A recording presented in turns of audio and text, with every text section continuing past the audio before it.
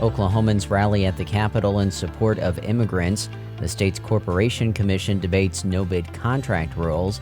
And an Oklahoma senator pushes for federal monument status for historic Greenwood. We'll have details on the KGOU AM News Brief for Thursday, May 16th. I'm Nick Daniels. Hundreds of Oklahomans rallied in support of immigrants during Hispanic Day at the Capitol yesterday.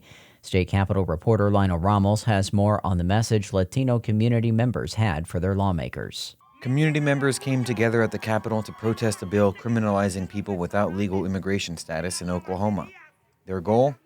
Highlight the often, quote, invisible contributions of immigrants to Oklahoma's economy and culture, and call those qualified to vote to show up in force in November and beyond.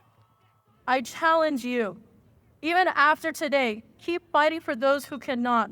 Fight for our kids. Fight for those who can't vote. For those invisible hard workers. That's Jessica Cifuentes, who was recently elected to represent Oklahoma City Public Schools District 3. She's the first Guatemalan to win public office in Oklahoma, and she's pushing other young Latinos to participate in civic life for the sake of their friends and neighbors. In Oklahoma City, I'm Lionel Ramos. State Auditor Cindy Byrd recently identified issues with how Oklahoma pays for some contract work. OPMX's Grayson Wheeler breaks down one agency's response. Oklahoma Corporation Commissioner Bob Anthony recently publicized a motion to, quote, adopt the state auditor's position on rules that allow no-bid contracts. Agency Director Brandy Reith says he took issue with the implications of Anthony's motion. We did not go to the statewide no-bid contract because I agree with Ms. Byrd. Many areas of the state are becoming no-bid. OCC is not that. Anthony says the Corporation Commission has worked with 8 vendors who have special contracts with the state that could exempt them from competitive bidding. But Reith says the Corporation Commission was already under work agreements with those vendors before the no-bid rules and has continued to use competitive bidding for all its proposals.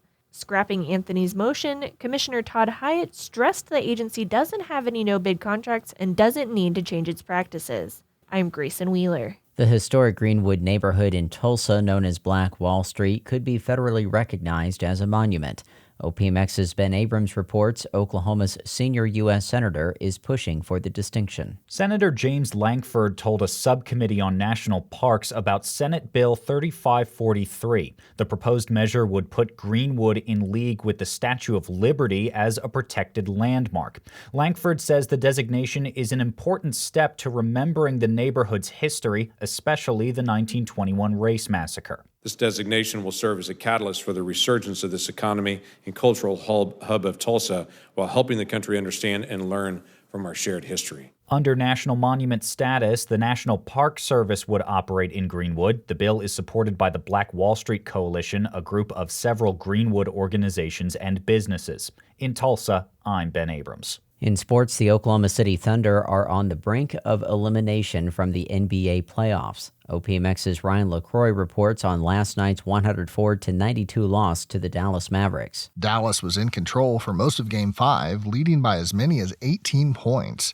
The Mavs were fueled by a dominating performance from Luka Doncic, who had a triple-double on 31 points, 10 rebounds, and 11 assists. Shai Gilgeous-Alexander delivered a strong performance of his own, leading OKC with 30 points.